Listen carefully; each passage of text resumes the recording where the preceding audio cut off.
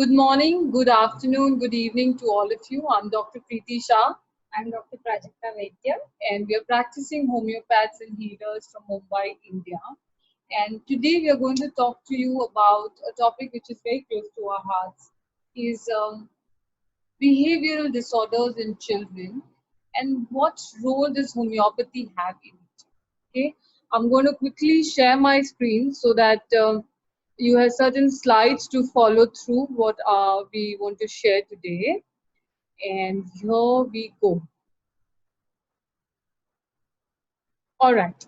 So as parents, as caregivers, we always want that our children are healthy, they are hearty, they grow up as responsible, wise souls.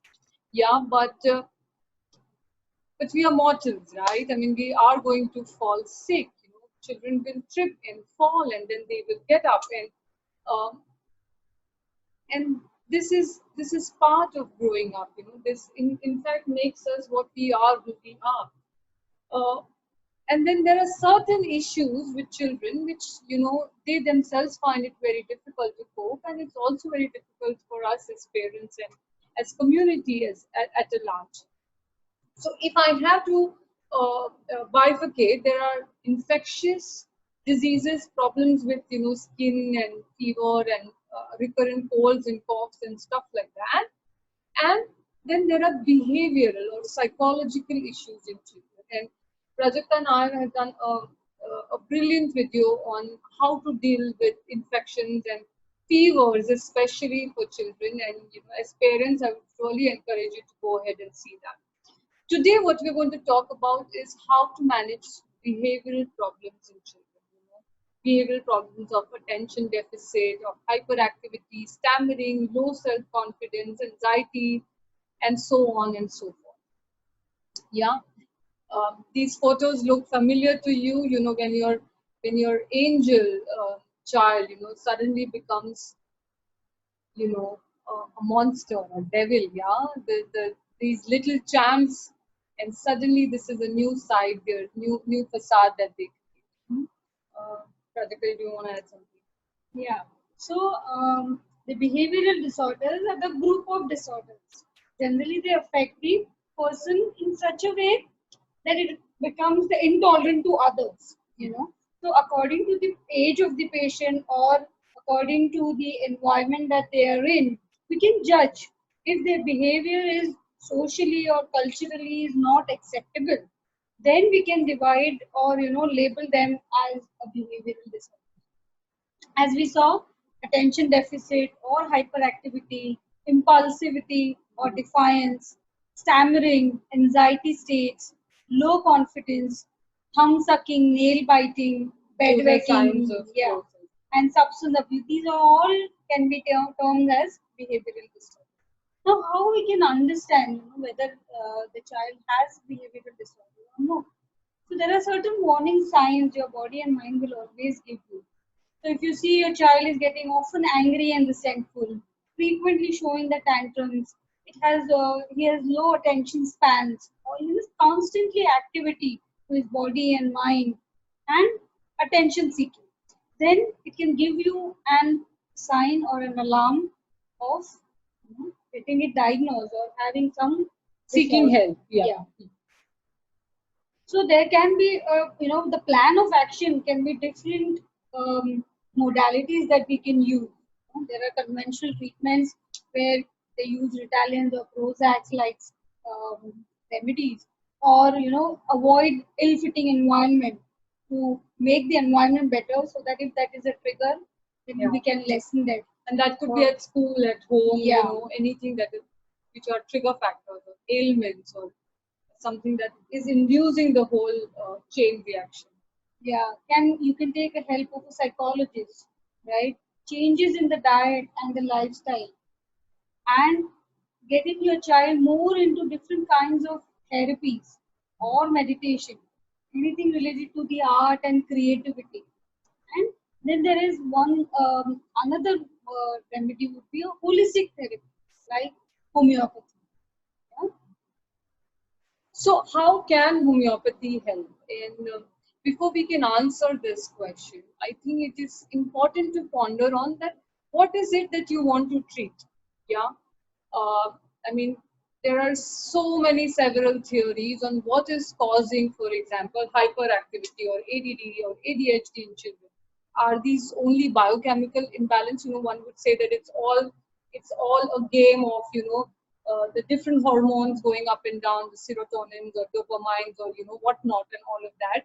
So should your therapy be directed to that, or is it because of only certain substances, like I mean, they say that sugar rush, a lot of these children are actually consuming so much of sugar, which is causing triggering a reaction or a behavioral disorder. Are you trying to treat only the symptoms? Are you just concerned about that he's just destroying, he's breaking all the toys, or he's not concentrating in his studies, etc.? You just want to take care of the symptoms, or would you like to treat or heal the child internally and bring him from illness to health, from sickness to health? So what is it that you really would like to cure?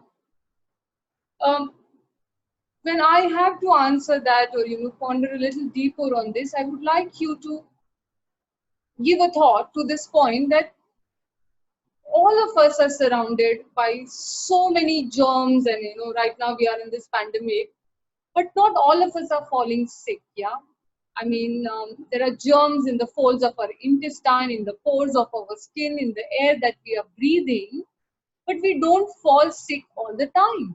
All of us are exposed to all the environmental factors that are currently there, the pollution, or the social media, and because a lot of triggers for children are also thought to be of all this digital exposure that children are getting. And also, for example, a lot of us are having the same sugars, right? The same sugars and chocolates and candies, stuff like that, but not everybody falls sick. There is something in us, an inner doctor, an inner intuition, which keeps us healthy. Yeah, which keeps our system in balance, our mind, body, and soul. And in homeopathy, we call it the vital force. Some may call it the life energy. In Ayurvedic or Hindu philosophy, we call it the prana, the yogic philosophy. And on a large scale, scientifically, broadly, you could call it homeostasis, a balance which keeps an inner force, which keeps us safeguarded with the external influences, the external bombardment, something which keeps us in balance despite our external situations.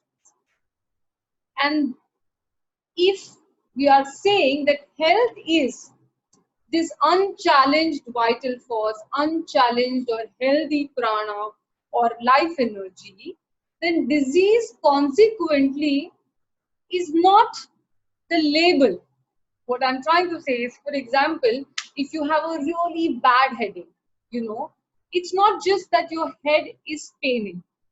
Along with the headache, what is also happening is maybe you're feeling too thirsty, or you're feeling irritated. Somebody may want to sit in the dark. Somebody will be very weepy and would want a warm hug. Different things for different people. So not just your physical head is paining, but also your emotions, your mentals are also changing.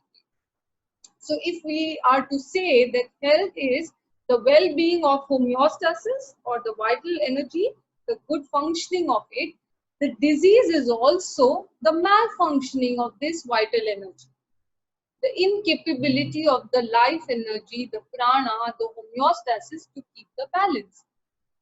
So we are not really treating the symptoms, the depression, the migraine, the ADHD, the bedwetting, the insomnia, all of that is but an end result of the malfunctioning of this vital energy. So it is not really treating the symptoms, the serotonin, the biochemicals, the stuff like that, but this immunity. I want you to have a look at this picture. It's a dirty swamp, and I want you to imagine that there is there's an apartment where there are several houses, and near this apartment there is this dirty, filthy swamp. And because of this dirty, filthy swamp, there are a lot of mosquitoes and flies. And mosquitoes and flies, they bring infection. They bring malaria, they bring dengue, they bring chikungunya and whatnot. And the families who's living in that apartment, they're falling sick. So they decide that they must do something about it, you know. So they, as responsible citizens, they think that, okay, let's do something about this so that our families are protected. Now they have two options from the way I look at it. One is they can go ahead and do some pest control, just go and kill those mosquitoes and flies. It will be helpful, it will be effective, right? Easy. Because it is easy, faster, and very effective, because the mosquitoes, the root cause of the problem is gone away, right? However, is it permanent? Because the dirty, filthy swarm, that water is still there. So right now you may have been successful in killing those mosquitoes, but they are going to come back. The better, wiser solution would be to treat that water, to fill it up with, soil or mud or whatever, and clean that water. And that would mean a permanent cure of the root cause. So when you are talking about homeopathy, what homeopathy does is it doesn't kill the mosquito. It takes care of the swarm, It is not a Prozac, it is not which just something just takes care of your external symptoms. What it does is it takes care of your body's capacity to heal itself, the inner doctor. I'm going back to that vital energy, the life energy. That's what homeopathy does. It Once you start healing at that level, what happens is your external symptoms automatically are taken care of. In severe behavioral disorders, first what happens is the frequency of the episodes goes down. Then the severity of the acute episodes goes down. And overall, homeopathy not only just helps in those behavioral problems, but it helps in the overall growth and development of the child. If they have learning disabilities, they're not able to concentrate, they're not able to focus on their work, homeopathy helps in that and in their overall growth and immunity. So this inner doctor is something that homeopathy addresses. Also, homeopathic medicines have absolutely no side effects. From infants to absolutely old people, from pregnant women, everybody can take homeopathy and there is no side effect. And over the years, when we've met families and seen children growing, when we first met them, they are toddlers and they're now in schools and colleges and universities. We've seen them grow, we've seen the families grow. We realize that once that inner life force is taken care of, the life force finds its capability to realize its true potential. It's like, you're providing the right amount of sunlight, the right amount of water, the right amount of soil and the correct nutrition, then the plant really grows, the flower really blooms and finds its true potential. Yeah. It is a myth that homeopathy takes a very long time to, heal individuals. It completely depends on the depth of the disease and how fast it has, captured your vital force. So, for example, if you come to a homeopath for a fever, for an infection, you're not going to wait for eternity for it to be cured. Yeah. So, depending on how deep the problem is, what the issue is, that much time homeopathy will take to heal. Also, homeopathy has tailor-made solutions. It's very individualistic in nature. Yeah. So, for example, certain hyperactive children may, be very destructive. And some may not be destructive, they may show different traits altogether. Somebody may be a trickster, always wanting to slyly tease and disrupt the routine of the class. However, some may just be, showing very innocent, they may be very innocent, very naive in their behavior, as if they are not of this world, not understanding the rules of this world. So homeopathic solution is very tailor-made, individualistic, holistic as well as individualistic in nature. Yeah, you want to add something? Yeah. So, so now when understanding these behavioral disorders, and we are talking about giving the remedies and the solutions, it's very important role for the parents that come up, to take care of them, to manage them, to find out the right time when they need treatment. And in that sense, I think it's very, very important for the parents to be very healthy, Yeah, healthy at the level of body, healthy at the level of mind, so that they can take care of the children, and retrospectively their kids also will be yeah, very because a happy. lot of parents, I think, go into guilt trip, because it's it's difficult to love a violent child, a whining child. It can be very hard. So I think a lot of parents take all of this too hard upon themselves. That am I parenting right? I'm not a good mother. I'm not a good father, and things like that. Or they just overdo themselves, ignoring themselves. Putting the child first. So I think it's very important to Yeah. take care of yourself. So happy parents is equal to happy kids. Yeah. So there are certain do's and don'ts will help the parents to manage or engage the kids in a better way.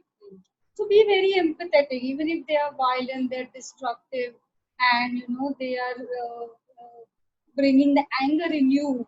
But if you understand their developmental level, or their from where it is coming from, if you just try to go to the root, you will definitely feel more empathetic and more loving towards them. And I think that is something that they need, rather than just disciplining them. There are certain things which we need to ignore. There are not all the attention demands, or all the behavior should be given same kind of the attention. So we need to learn to ignore certain things, right? Then to make it in a better and a structured way, it is very good to have a plan. If they know what are your expectations, what are they going to do in the day, how are their activities are going to plan. So all this, if they know, they also have some structure in the plan, and they can have a better understanding, and then the day can go And very well. they might not obey at the beginning, but I think if you're consistent enough, that Yes. agenda or that planning may help. Yeah, and then displaying those rules. There are certain rules if you really want to them to follow, and if you display that on the wall, it may be and discuss them, all these rules. And so whenever they look at these display or the chat, they will understand, and it reminds them, okay, what the conversation that they had with their parents.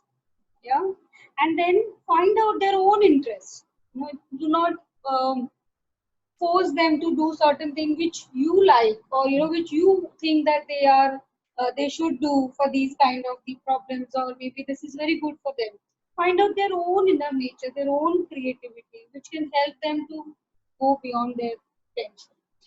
It just reminds me of a young kid, I think he was with us for 3 4 years, and very aggressive, very angry. He would hit the grandmother and break televisions, and he's done all sorts of things. He was so thin, like malnourished. But when he had that tantrum, he could just go about and do anything.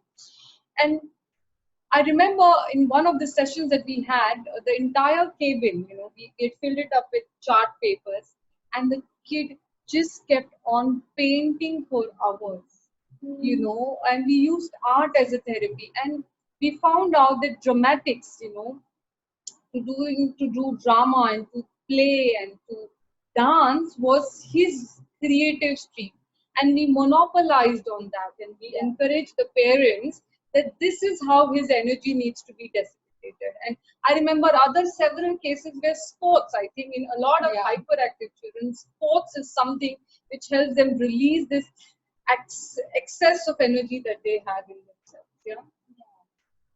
Certain don'ts that we can follow, that don't yell back at them even if you are angry or you're frustrated, even if you're burdened with your work. Don't make them feel guilty about what they've done wrong. Try to explain them as much as possible or as many times as possible for you. Don't make it a taboo. That okay, there's something wrong with my child. Don't fix that in your head so that it gets portrayed in your manifestations. Yeah, and don't hover. It's not necessary that you're always there for them. Find out some practical solutions which you can realistically follow in your day-to-day life so that it gives a better idea for them too. Yeah, and don't ignore your personal needs. That's something which we it's very very important. And I think that all these things would really help them to manage and have a better life.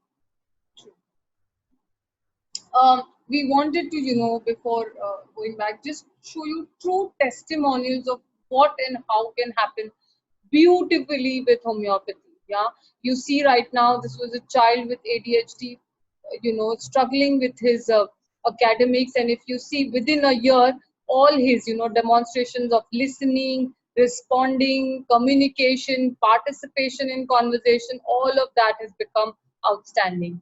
Yeah, this is a report of a child with autism and ADHD. He was in his, I think he was 3 years old, really, Yeah, when he first came to us. And, he's now become, and he continued to go in a regular school, and if you see this report card, the school is saying that he has become more vocal of his needs and he follows instructions, he reads, he draws, he colors, and you see the grades in various languages and subjects that he's got. Um, and this is one of the favorite Prajakta's favorite kid. He's 8 years old now, and we recently had a word with the mother, and the child is now helping the mother cook, and while you are in quarantine, it's difficult, to kind of manage these kids. But he's able to cope well. He's communicating. He's rather talking in English. Hindi, which is a native Indian language, is a little difficult for him, but he's progressing so good socially and behaviorally. This is again a testimony from a mother, a very autistic child with a lot of hyperactivity and having difficulties in sleeping. Consistently, if you see within few days, the mother is saying that the child is consistently waking up calm in the morning, remains relatively calm during the day as well. I also remember the child, used to always draw dinosaurs. Yeah. This was a child who was insomniac. I think he came to us when he was 3 years old and he was suffering from severe insomnia. The mother said that ever since he's born, he's never slept, it seems. He just sleeps for 1, 2 hours in the day, and that's it. That's the amount of energy that he had. It within weeks of homeopathic treatment, the child progressed so dramatically. um, not just behavioral. I'm just going to go ahead and give you some testimonials of fever. I mean, just one powder. Who says homeopathy takes a long time to act? Within, I mean, this mother is saying your SOS is always magical. I was going to go ahead and cancel a trip, but I gave one powder and the child is dramatically better. This is, molluscum. If you see, child is better before and after. This is a report of a mother who has shared a story of a child who has nephrotic syndrome, and um, you know, she just says that how beautifully. I mean, she says so much that I've not touched a bottle of crocin, that is a paracetamol, for a very long time. This homeopathy has helped build the child's immunity so much. So children trip, they fall, they grow, and homeopathy is one solution that you need to keep in mind, and look forward to helping your child in ways that are beautiful, in ways that are magical. So that is all I think from Prajakta and myself. These are our contact numbers. We are based in India, in Mumbai, but we see patients across the globe, and we invite you to, see the benefits and reap the fruits of homeopathy.